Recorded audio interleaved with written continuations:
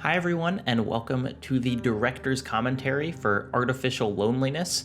This is the third or fourth of these director's commentaries that I'm doing, and here I am talking about Red Dead Redemption 2 again. This is the third video I've made that's included it. I made one entirely on its story, and then the Design for Violence video also had sections about Red Dead 2's level design.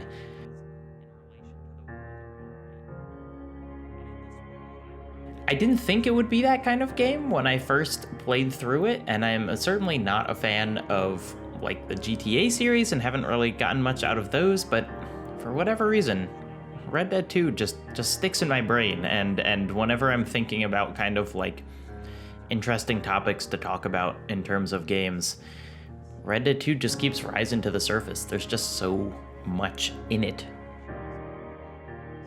I'll talk for a little bit about the music that I used in this video.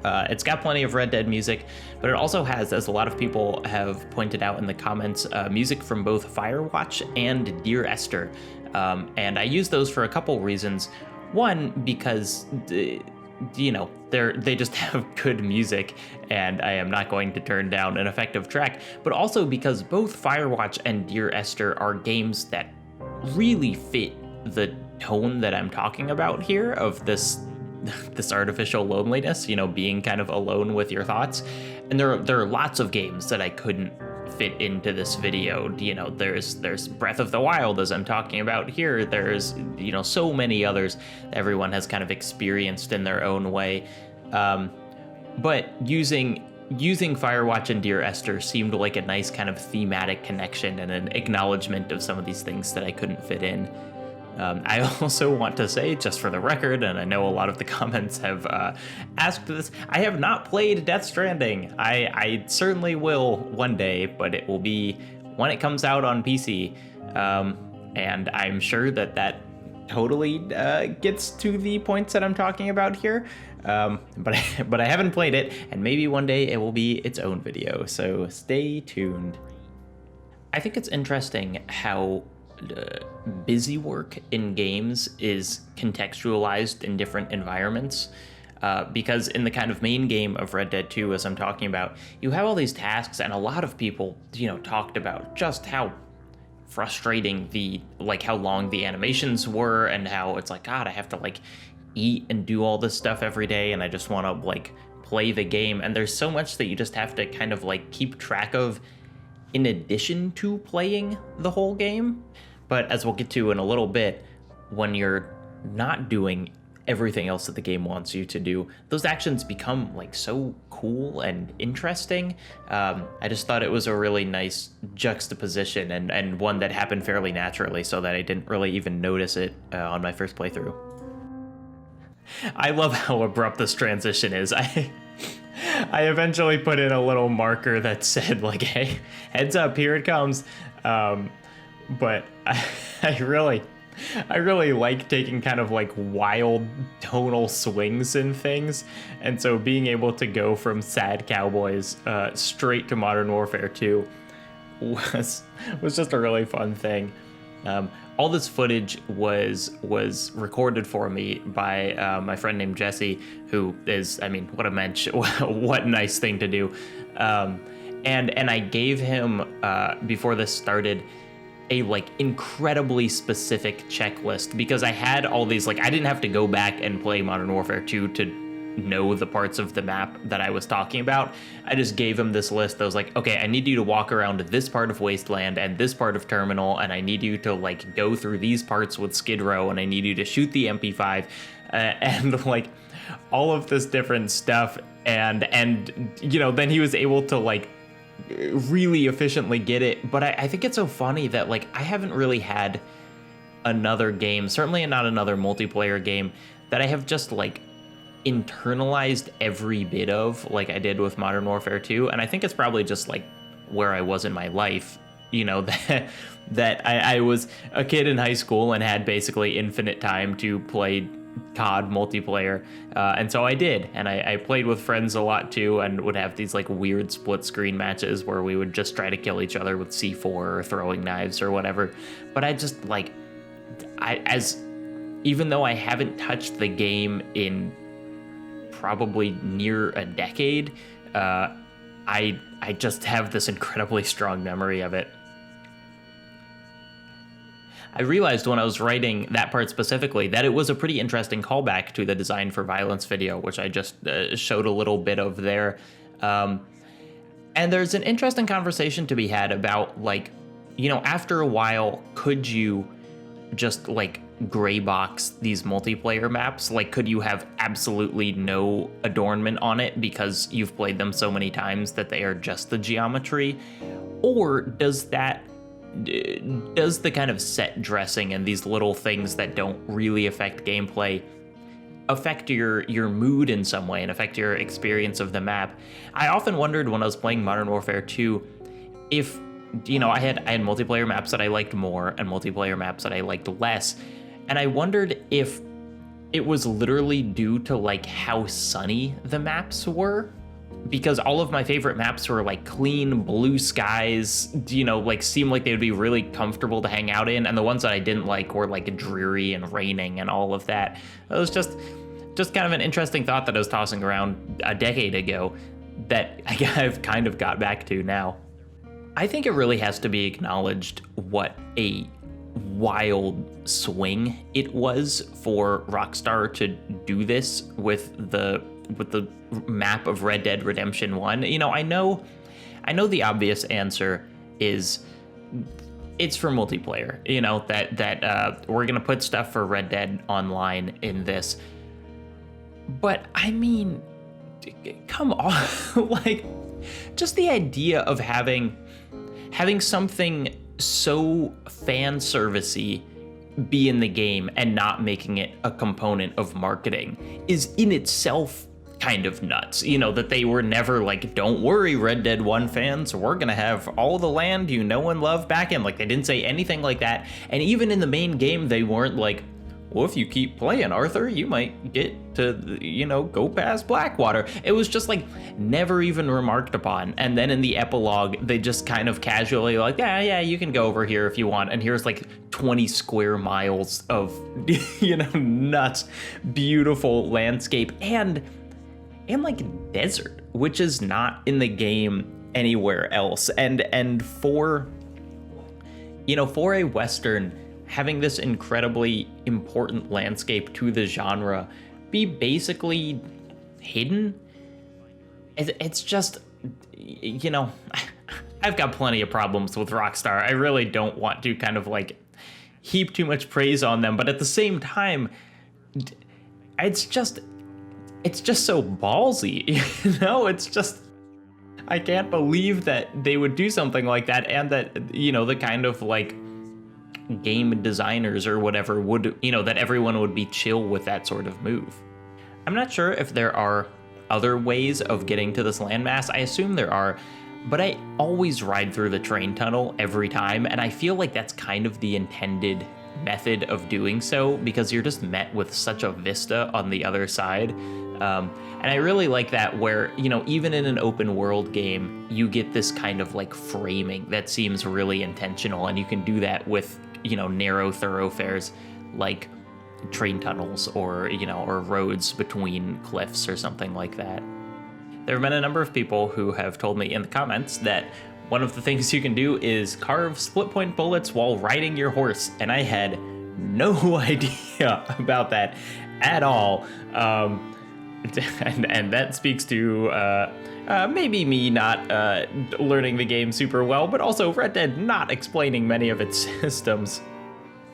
Also, a behind the scenes look there is in that scene, I was shooting enemies with a shotgun, which if you play the game, you'll know can't hold split point rounds. And I've had people really nitpick other videos of like, oh, you said M1911, but you were using a Glock. And so I was hoping that no one would like get mad at me for that scene. I mean, usually it's a kind of silly criticism, but so far no one has noticed, and now I'm telling you. A lot of my editing process, as you can see here and in other places, is is just kind of finding fun ways to layer images on top of each other. And if you use, Premiere or another editing software, you'll know that it's not very hard to do that. You literally just kind of like scroll through these layering options, but it can end up with some really cool and really effective looking shots. So I wanted to make sure, spoilers for Red Dead Redemption 2 here. In the epilogue, you're playing as John Marston, and I didn't want people to... I tried to hide his face as much as I can, because even the fact that you play as him is kind of a spoiler for the game. And so my plan was, if anyone asked in the comments, like, hey, why are you playing as John Marston? I'd be like, oh... I just made a character in Red Dead Online that looks like this, because I really don't want to spoil the game for people. And sorry if you're listening to this and I just did it for you. But it seems, maybe just because it's been out for a year, or maybe because it's subtle enough that if you're not really looking for it, you won't notice. It doesn't seem like anyone has got upset. So I have this warning here about needing to raise your screen brightness, and I really thought a lot about that, which seems like a little thing, but I would look at these photos on my phone screen and basically not be able to see them. And I keep my brightness pretty dark, and so maybe it's not an issue for most people.